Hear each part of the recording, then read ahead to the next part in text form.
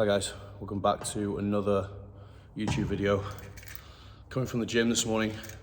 It is Sunday, so tomorrow's Monday. Well, you'll be watching it today. I'm going to talk a bit about Deload week. Probably you guessed from the title, and just go over why we've taken Deload week, what I've done this week in terms of recovery and just getting ready to start tomorrow, which will be the first day of the off season. So we just took, was it 10 weeks of a rebound phase coming off show, which we did, and we bounced back pretty well. We managed to put on about 20 kilo, so about 40 to 45 pounds of weight back on, and we're guessing we've put on about 5 kilo of muscle as well since the show, so in about 9-10 weeks, which I'm pretty happy with, to be fair, which I think is quite a good phase, health phase as well, which we wanted to do. So that's kind of how the 9 to 10 weeks went. What we just did is incorporated back food, so we put back in about 2 to 2,500 calories on a training day, and about 1 to 1,500 calories on a rest day, and kind of just let the body do the work, and let the food and training do the work. Training, we just scaled up. I just went, Luke gave me the plan for training, a slightly different plan of action, and I just went about it myself and tried not to rush into things, tried not to get too ahead of myself in terms of training, taking a slightly different approach than I did last off season, where last off season I tend to go into a bit of a rut where I focus a lot on strength, and that's kind of how my training's been since I was in my teens.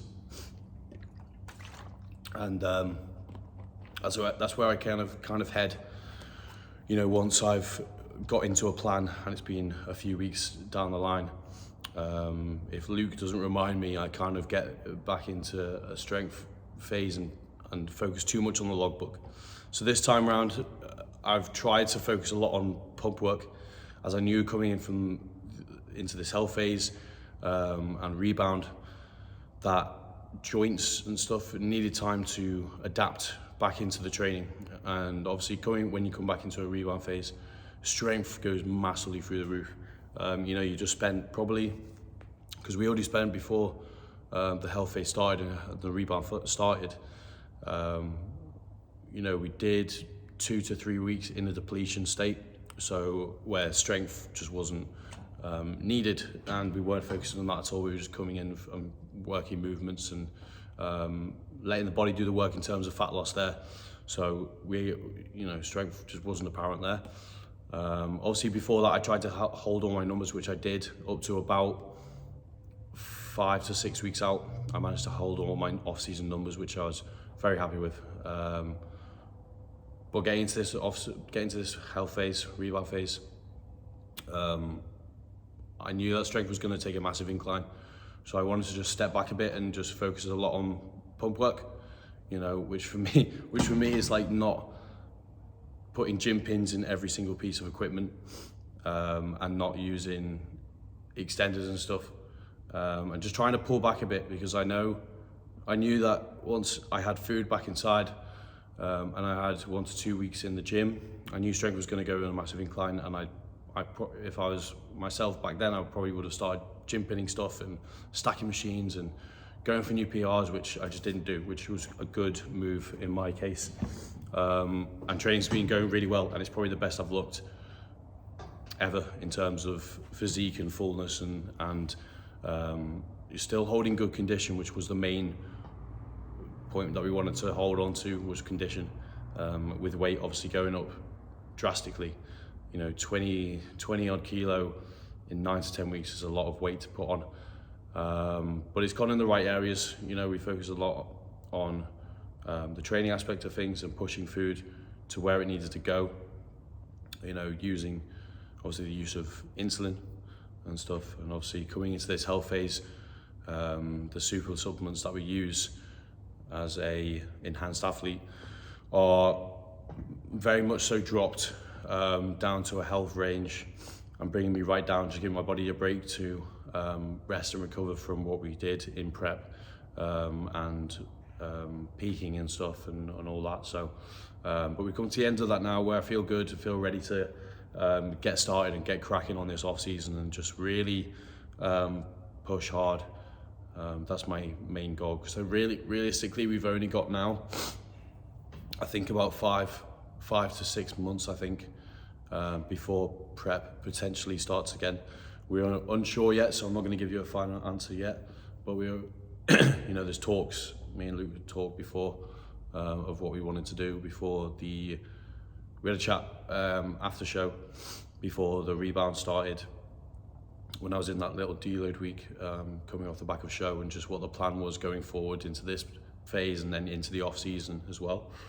So we had a plan kind of set, obviously nothing's set in stone, but potentially starting prep in 5 to 6 months. So that's the time period we've got now to grow and build tissue pretty much as much as we can. So nutrition and training has to be on point, as it always is, but we have a limited amount of time to be able to grow, so we need to really put our heads together and focus and crack on. So that's a rebound done. Going into the deload, which I haven't even touched on yet really. It's already been 6 minutes, apologies. I'm gonna try and be as quick as I can, because I know it's quite boring just listening to someone speak for a good amount of time. Going to this deload, the plan was obviously to rest and recover. Main thing was to rest and recover. So Luke told me not to train, which I don't like to hear, but it is what it is. So I haven't trained now for 8-9 days, which is I do find very, very hard mentally to deal with that. You know, obviously if you are a gym rat and someone who spends all the time in the gym, someone who spends their life revolved around training, to not have that in their life for a good amount of time is very hard to deal with for me mentally. You know, that's why I get up at 6 in the morning, because it's the first thing I want to do is go and train. It's the first thing that sets my day up. You know, coming in at 6 in the morning, getting up at 4:30 in the morning, starting my day, having that time in the morning to myself, coming to the gym and just cracking on for a good hour or two. It's just how I like to start my day. And it's just the best way mentally that I've dealt with things, and being able to go through life in a positive way. Training's been at the forefront of that. It's how I start my day. It's the first thing I want to do every day. And it's the first thing I want to do when I get up. First thing I think about is training and getting that done. Obviously we're going into a deload and focusing on recovery. Sleep has been increased, which is obviously good, but it's obviously taking myself out of my routine, which, like I sort of said before, waking up at 4:30, prepping my meals for the day or the next day, and coming to train. In this deload week, I'm getting up at 6, which is probably early for a lot of you, but it's quite late. It's late for me, and just a bit of a big change. So I spent the last 9 days getting up at 6 in the morning, and normally going out and doing steps. Where normally, you know, I usually do steps here. You're doing half an hour here, but I got up in the morning, did my meals, coffee, and went out for a walk for about 45 minutes, which was good. Which was kind of, I just tried to fill that space in the morning by doing something active, which I can't get up in the morning and just do nothing, just sit on the couch and do nothing. I can't do that. I have to do something, just because the amount of years that I've spent training in the morning and doing that same routine day in, day out, it's become a habit of mine and something I need to do in the morning. So getting up and going to do steps was something I needed to do.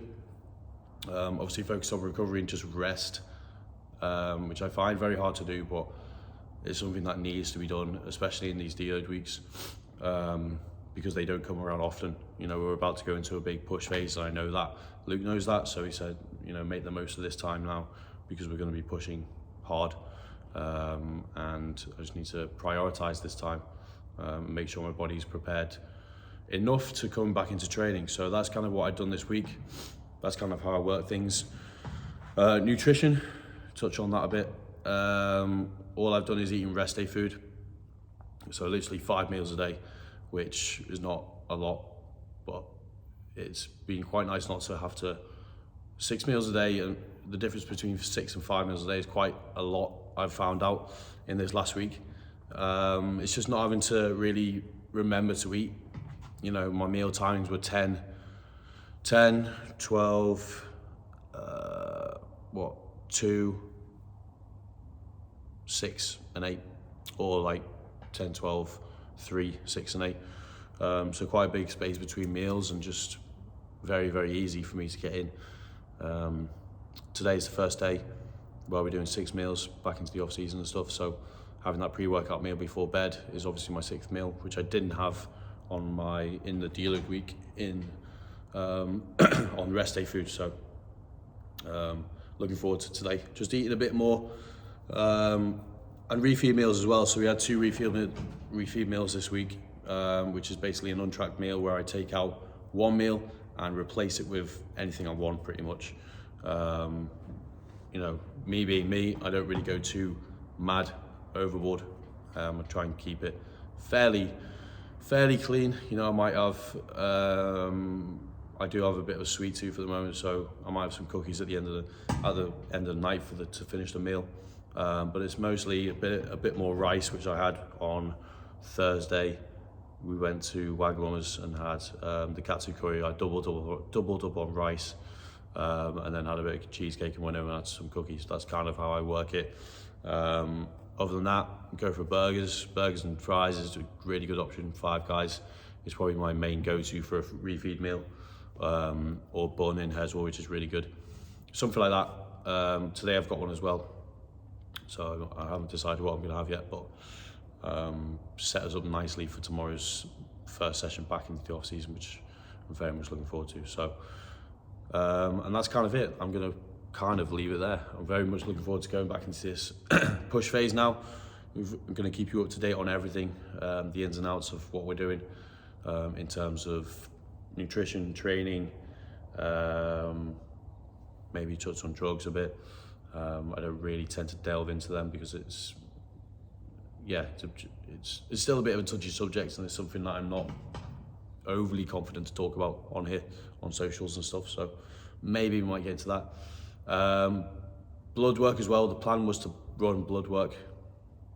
Unfortunately, for some unknown reason, I cannot get my veins to appear in the off season for some reason. So it's been very hard to get bloods taken and get them sent off. But we had some readings brought back, which was enough for us to kind of give the green light on what we're going to do, and then we're just going to run bloods again in the next couple of weeks.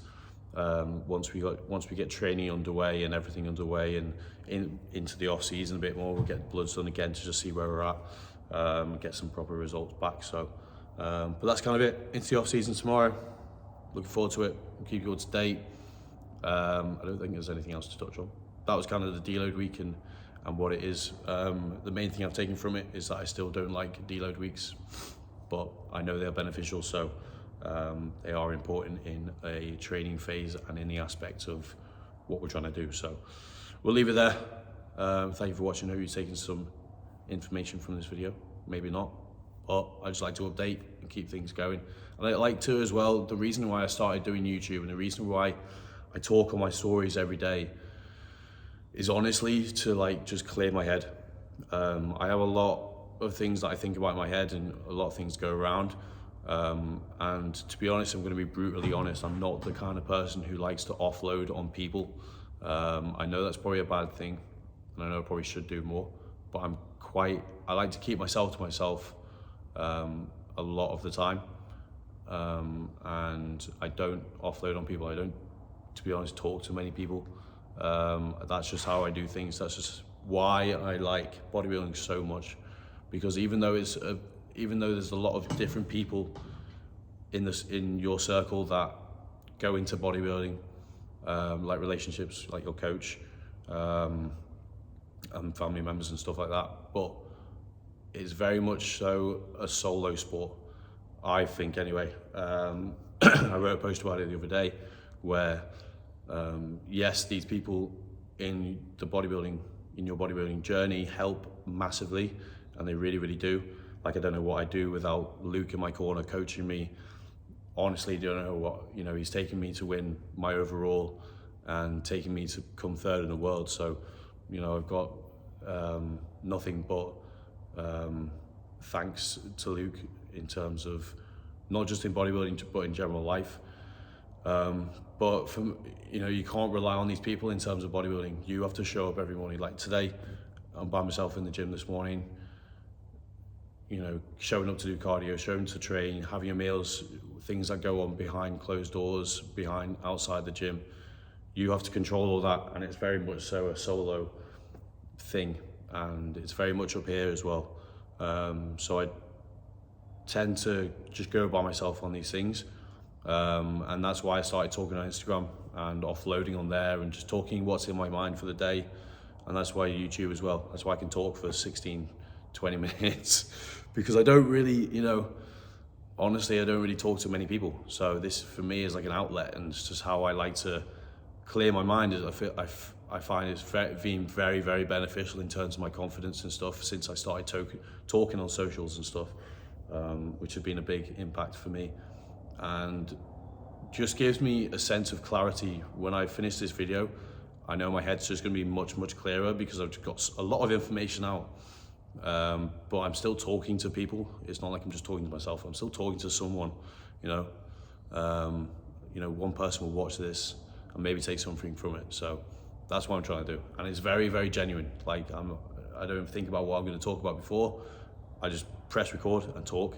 That's literally what I've done today. So appreciate you guys watching. Hopefully you take something from that. Maybe some people are in the same boat and some people deal with the same things. And if you don't talk to many people, and for me, I prefer that. That's not something that is a downside. I prefer that. That's how I like to do things. And it keeps me on the right track in terms of, I don't know, it's just in terms of life, business, bodybuilding. It keeps me on track of that, and that's just how I like to do things. I don't like to surround myself with too many people. I like to just be by myself majority of the time, and that's just how I like to do things. So if you're in the same boat, please, please, please, I would highly advise to start talking on socials, even if you don't post it. You might record a video like this, press record, do a 20-minute video of just you talking, watch it back maybe. I don't even watch these back, but you don't have to even post it on social. You might just have it for yourself. It might just be a clearance thing. But yeah, it's just something I thought of then that I might share, might as well share. And someone might be going through the same thing, or might be thinking of how do I get all of this out of my head. Talk. It doesn't have to be to someone. It can be to your camera. That's what I started doing. How many years ago is now? Must be about 4 years ago. I think I've been talking on socials for about 4 years, and it's massively helped. So highly advise. Right, I'm gonna stop there, waffling on. Hope you enjoyed the video. Hope you're taking something from it. Definitely keep you updated in the off season and ongoing. Until then, we'll see you next week. Thank you guys.